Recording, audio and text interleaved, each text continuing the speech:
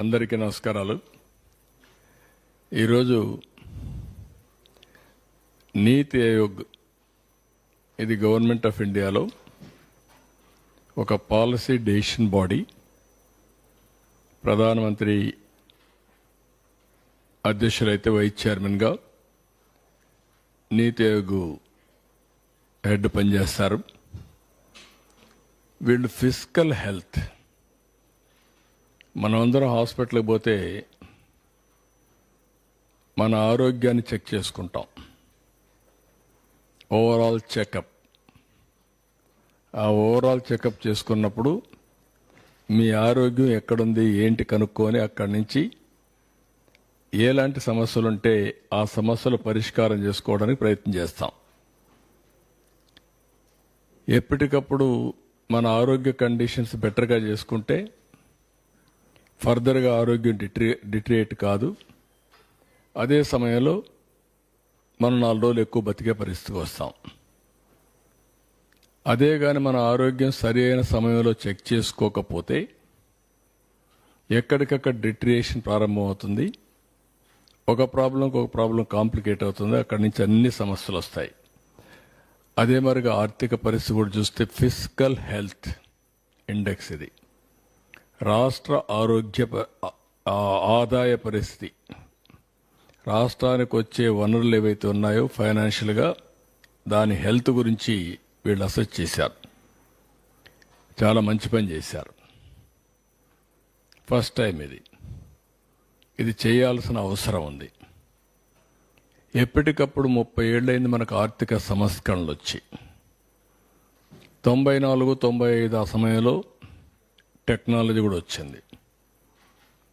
ఎవరైనా రాజకీయ నాయకులు పాలసీ మేకర్స్గా ఉండేవాళ్ళు కానీ జాగ్రత్తగా పనిచేస్తే రాష్ట్ర అభివృద్ధి కోసరం, దేశ అభివృద్ధి కోసరం, ఆ దేశంలో సమస్యలు పరిష్కారం చేయడమే కాకుండా ప్రజల యొక్క భవిష్యత్తు బంగారు భవిష్యత్తు అవుతుంది. నాయకుల యొక్క అసమర్థత కానీ, అవినీతి కానీ, తెలియనితనం కానీ ఇవన్నీ చేసి ఆ రాష్ట్రాన్ని, ఆ దేశాన్ని నాశనం చేస్తే ప్రజల భవిష్యత్తు కూడా అధోగతి అవుతుంది. ఇక్కడ అదే మీకు చూపిస్తున్నాను. కాబట్టి ప్రజలందరూ అర్థం చేసుకోవాల్సిన అవసరం ఉంది. సింపుల్గా మీరు క్యాలిక్యులేట్ చేసుకోండి. మీ ఆరోగ్య పరిస్థితి క్షీణించినప్పుడు మీరు ఏ విధంగా సఫర్ అవుతారో మీరు పని చేయలేరు. ఆరోగ్య ఖర్చులు పెరుగుతాయి. ఇంట్లో వాళ్ళకు భారం అవుతారు. అక్కడి నుంచి మీ ఇంటి ఆర్థిక పరిస్థితి, మీ ఇంటి ఆనందం కూడా క్షీణించిపోయే పరిస్థితికి వస్తుంది. మీరు అనారోగ్యంగా ఉండి ఇంట్లో వాళ్ళందరినీ కూడా ఇబ్బంది పెట్టే పరిస్థితికి వస్తారు. అదే మరిగా ఈరోజు రాష్ట్ర ఆర్థిక పరిస్థితి బాగలేనప్పుడు ఈ రాష్ట్రంలో ఉండే ప్రజలందరికీ ఇబ్బందులు వస్తాయి. సంక్షేమాన్ని ఇవ్వలేం. ఎక్కువ పన్నులు పడతాయి.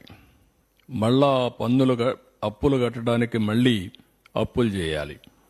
ఈ అప్పులు చేసిన తర్వాత అభివృద్ధికి డబ్బులు ఉండవు. డబ్బులు లేకపోతే ఇది ఒక విషియస్ సైకిల్. ఈ సైకిల్లో పడిన తర్వాత బయట రావడం చాలా కష్టం. అల్టిమేట్గా బాధపడేది ప్రజలే బాధపడతారు. అలాంటి పరిస్థితి నేను మీకు ఎక్స్ప్లెయిన్ చేస్తున్నాను ఈరోజు. దీనికి నేను వెల్కమ్ చేస్తున్నాను. నీతి ఆయోగ్ చేసిన ఎక్సర్సైజ్ని వెల్కమ్ చేస్తున్నా. అందరం కూడా జాగ్రత్తగా రాష్ట్ర భవిష్యత్తు కోసరం, దేశ భవిష్యత్తు కోసరం అందరం కూడా అధ్యయనం చేసుకొని ఏ విధంగా చేయాలో ఆ విధంగా చేస్తే భవిష్యత్తులో ఈ దేశం బాగుంటుంది నా ప్రగాఢమైనటువంటి నమ్మకం, విశ్వాసం. నెక్స్ట్ ఇక్కడ వీళ్ళు చేసింది నీతి ఆయోగ్ 22, 23కి చేశారు. 18 రాష్ట్రాలు, పెద్ద రాష్ట్రాలు, ఇంకా చిన్నవన్నీ ఉన్నాయి. యూనియన్ టెరిటరీస్ అన్ని వదిలిపెట్టి జనరల్ కేటగిరీ స్టేట్స్ని తీసుకొని 18 చేశారు. ఇది 14, 15 నుంచి 22, 23 వరకు చేశారు. నా లెక్క ప్రకారం దీన్ని ఆర్థిక సంస్కరణలు వచ్చినప్పుడు చేస్తే ఇంకా బాగుంటుంది. అప్పుడు ఏమవుతుందంటే ఒక అసెస్మెంట్ వస్తుంది. ఎవరి పరిపాలనలో ఏ విధంగా రివైవ్ అయిందని కూడా అది ఇన్ కోర్స్ ఆఫ్ టైం వచ్చే అవకాశాలు కూడా ఉంటాయి.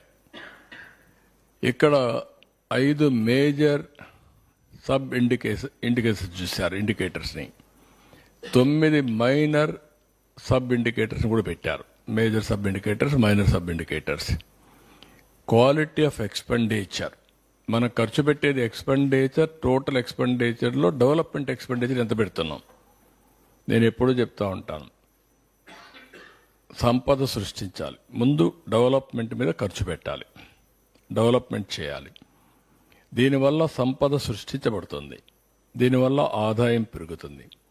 ఆదాయం పెరిగినప్పుడు మళ్ళీ ఆ డబ్బుల్ని సంక్షేమానికి ఖర్చు పెడతాం, అదే మాదిరిగా మళ్ళీ డెవలప్మెంట్ కోసం ఖర్చు పెడతాం, మానవ వనరుల కోసం ఖర్చు పెడతాం. అప్పుడు ఇది ఒక సైకిల్ కింద కంటిన్యూగా నిరంతరం ముందుకు పోయే పరిస్థితి వస్తుంది. అందుకనే ఇక టోటల్ ఎక్స్పెండిచర్లో డెవలప్మెంట్ ఎక్స్పెండిచర్ ఏ విధంగా పెడుతున్నాం. టోటల్ క్యాపిటల్ అవుట్లే అంటే క్యాపిటల్ అవుట్లే ఏదైతే జిఎస్టిపి, మన రాష్ట్ర స్థూల ఆదాయం ఎంత ఉందో దానిపైన ఎంత పెట్టారు.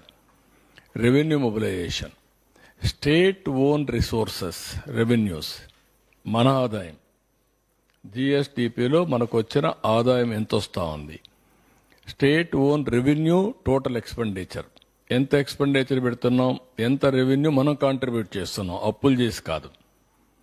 Fiscal prudence, gross financial deficit జిఎస్టిపికి, రెవెన్యూ డెఫిసిట్ జిఎస్టిపికి, debt index, interest payment, revenue receipts, ఎంత ఆదాయం వస్తూ ఉంది, దానికి ఎంత ఇంట్రెస్ట్ పే చేస్తున్నాం. అవుట్ స్టాండింగ్ లైబిలిటీస్, ఎంత అప్పు ఉంది, ఎంత జిఎస్టిపి ఉంది.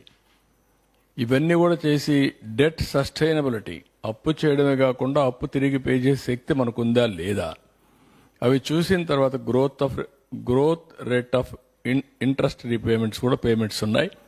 ఇవన్నీ పెట్టుకొని చేశారు. ఇది GSTP at current prices for the year 2022-23 తయారు చేసిన రిపోర్ట్. నెక్స్ట్, ఇది వీళ్ళు ఇచ్చిన రిపోర్ట్. ఈ రిపోర్ట్లో మీరు చూస్తే ఫిజికల్ హెల్త్ ఇండెక్స్ ఒరిస్సా 67.8 ఉంటే మనం 20.9, 3 రెట్లు మనకంటే 3.5 రెట్లు ఉన్నారు, పైన ఉన్నారు. Then Chhattisgarh, then Goa, Jharkhand, Gujarat, Maharashtra, Uttar Pradesh, Telangana, Madhya Pradesh, Karnataka, Tamil Nadu, Rajasthan, Bihar, Haryana, Kerala, West Bengal, Andhra Pradesh. మన కింద ఒక్క పంజాబే ఉంది. బీమార్ స్టేట్ అని చెప్పుకున్నాడు మన వరకు బీహార్ని, ఆ స్టేట్ కూడా పైన ఉంది. ఇప్పుడు మనం కిందకు వచ్చేసాం. అంటే ఇప్పుడు ఇక్కడ చూస్తే డెట్ సస్టైనబిలిటీ 0, అప్పు తీసుకొని రీపే చేసే శక్తి లేదు. అందుకే ఎవరన్నా డబ్బులు ఇవ్వాలని ఇచ్చే పరిస్థితులు లేరు మనకు. అందుకే ఎఫ్ఆర్బిఎం కూడా లేదు. అంటే ఇంత దారుణంగా చేసి మళ్ళా ఫర్దర్గా ఇది 2022-23 అయితే మళ్ళా అప్పులు చేసేశారు. అందుకే ఎంఆర్ఓ ఆఫీసులు కూడా తాకట్టు పెట్టారు. ఎంఆర్ఓ ఆఫీసులు లేకుంటే గవర్నమెంట్వి లిక్కర్ తాకట్టు పెట్టడం, ఎక్కడ దొరికితే అక్కడ తాకట్లు పెట్టి ఇష్టానుసారంగా చేసేశారు. ఇది క్లియర్గా నేను చెప్పింది కాదు, ఇది నీతి ఆయోగ్ చేసిన ఎక్సర్సైజ్, ఒక రాష్ట్రాని కోసం చేసిన పని కాదు. దేశ ఆర్థిక పరిస్థితిని అధ్యయనం చేసి రాబోయే రోజుల్లో దీన్ని ఏ విధంగా ముందుకు తీసుకుపోవాలో ఒక సజెస్టివ్గా అడ్వైజరీ బాడీ అయినటువంటి నీతి ఆయోగ్ తయారు చేసిన రిపోర్ట్ ఇది. నెక్స్ట్ ఇక్కడ మీరు చూస్తే 18 రాష్ట్రాల్లో 17 రాష్ట్రం మంది బాటం అన్నింటికంటే కిందన ఉన్నాం. ఫిస్కల్ డెఫిసిట్స్ చాలా ఎక్కువగా ఉన్నాయి. డెవలప్మెంట్ ఎక్స్పెండిచర్ 10% కూడా క్యాపిటల్ ఎక్స్పెండిచర్లో పెట్టలేదు. ఇది సినారియో. దెన్ నెక్స్ట్, ఇక్కడ మీరు చూసినప్పుడు 18-19 క్యాపిటల్ ఎక్స్పెండిచర్ బాగా తగ్గిపోయింది. Social services and economic services సెక్టర్లో 84.3%, 60.1% రెస్పెక్టివ్లీ అనే క్యూములేటివ్ బేసిస్లో ఉండాలి. 18లో ఉంది. అలాంటిది ఇక్కడికి వస్తే పూర్తిగా 18 84.3% తగ్గిపోయింది. దిస్ సోషల్ సర్వీసెస్లో. ఎకనామిక్ సర్వీసెస్లో 60.1% తగ్గిపోయింది. ఇక్కడికి వచ్చినప్పుడు ఇన్ ఫిగర్స్లో చూస్తే సోషల్ సర్వీసెస్ 2,369 కోట్లు, ఇది 360 కోట్లు. ఎకనామిక్ సర్వీసెస్ 16,691, 6,684, మొత్తం 19,061 పెడితే 7,044. ఇది కూడా ఆ రోజు బడ్జెట్. 14-19 లో బడ్జెట్, 19-24 ఎక్కువ బారోయింగ్స్, ఆదాయం పెరగడం, బడ్జెట్ ఫిగర్స్ పెరగడం అన్నీ వస్తుంది. దాంట్లో కూడా తగ్గి పెట్టారు. ఇక డెవలప్మెంట్ ఎక్స్పెండిచర్ అంటే social and economic services. Economic సర్వీస్లో agriculture, irrigation, industries, energy, transport, rural development ఇవన్నీ వస్తాయి. సోషల్ సర్వీస్లో social security, social security, welfare, education, health care ఇవన్నీ వస్తాయి. అంటే అందులో కూడా క్యాపిటల్ ఎక్స్పెండిచర్ పెడతాం. హెల్త్లో హాస్పిటల్స్ కడతాం, ఎడ్యుకేషన్లో స్కూల్ బిల్డింగ్స్ కడతాం, వెల్ఫేర్లో వచ్చే కొందికి సోషల్ వెల్ఫేర్ హాస్టల్స్ కడతాం. ఇలాంటి వేరియస్ దాంట్లో కూడా ఎక్స్పెండిచర్ పెట్టలేదు. నేను ఎంతో పని గిరిజనులు పెట్టాను, ఎస్సీలకు పెట్టాను అని మాట్లాడే ప్రభుత్వం ఏ మాత్రం కూడా ఒక్క రూపాయి కూడా పెట్టకుండా వచ్చిన డబ్బుల్ని ఏం చేశారో దిక్కు తెలియకుండా ఖర్చు పెట్టి మొత్తం విధ్వంసం చేసే పరిస్థితికి వచ్చారు. ఆ విషయం నేను పదే చెప్పాను. ఇప్పుడు అది విషయమే నీతి ఆయోగ్ కూడా కన్ఫర్మ్ చేశారు. నెక్స్ట్, ఇక్కడ మీరు చూస్తే share of capital expenditure to total expenditure and borrowings. ఇది మనం చూసినప్పుడు మొత్తం budget estimates under capital expenditure చూస్తే 3.5%, capex was 3.5% of the total expenditure.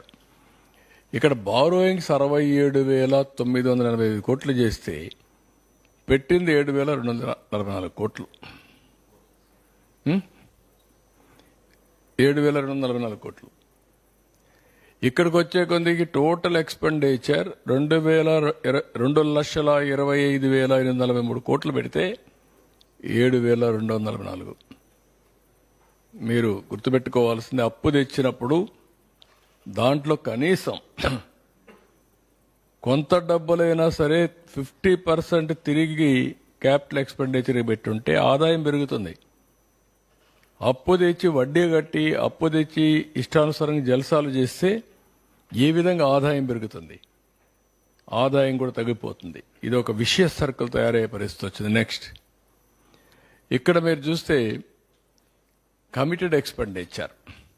ఈ కమిటెడ్ ఎక్స్పెండిచర్ని మొత్తం committed expenditure constitute the largest share at 51% of revenue expenditure. Committed expenditure includes expenditure and salaries, pension, interest payment, administrative expenditure. ఇందులో committed expenditure increased at an average annual rate of 11.6% in last 5 years. బాగా పెరిగిపోయే పరిస్థితికి వచ్చింది. Committed expenditure as a percentage of the revenue receipts increase from 57.5% in 18-19 Telugu Desam, 64.6% in 22-23. ఏం పెరిగింది ఇది? ఇక్కడికి వస్తే expenditure salaries, pensions, interest, administrative charges దుబారా విపరీతంగా ఖర్చు పెట్టి ఇష్టానుసారంగా చేశారు. దీనివల్ల ఏమైంది? రెవెన్యూ రిసోర్సెస్ అదర్ పర్పసెస్ లేకుండా పోయే పరిస్థితికి వచ్చాయి. ఇక్కడ ఈ స్లైడ్లో మీరు చూస్తే 57.5% నుంచి 18-19 64.6%. అంటే ఎక్స్పెండిచర్ యాజ్ రెవెన్యూ రిసీవ్డ్స్, వచ్చిన ఆదాయంలో ఎక్స్పెండిచర్, కమిటెడ్ ఎక్స్పెండిచర్. ఇది ఎక్కడ ఎస్కేప్ కాలేము. కంపల్సరీ శాలరీస్ పే చేయాలి, ఒక నెల 2 నెలలు డిలే అవుతుంది, వడ్డీ పే చేయాలి, జప్తు చేస్తాలో డబ్బులు కూడా తిరిగి ఇవ్వరు. ఇవన్నీ చేసే పరిస్థితికి వచ్చారు. నెక్స్ట్, ఇక్కడికి వచ్చినప్పుడు రెవెన్యూ మొబిలైజేషన్. దానివల్ల ఏమైంది? రెవెన్యూ మీరు చూస్తే own revenue growth as come down 17.1 నుంచి 18-19లో 9.8 పడిపోయింది. దగ్గర 7.3% పడిపోయింది. అదే మరి ఇక్కడ వచ్చేకొద్దికి ratio of state own revenues to GSDP 7.1% నుంచి 6.4% తగ్గిపోయింది.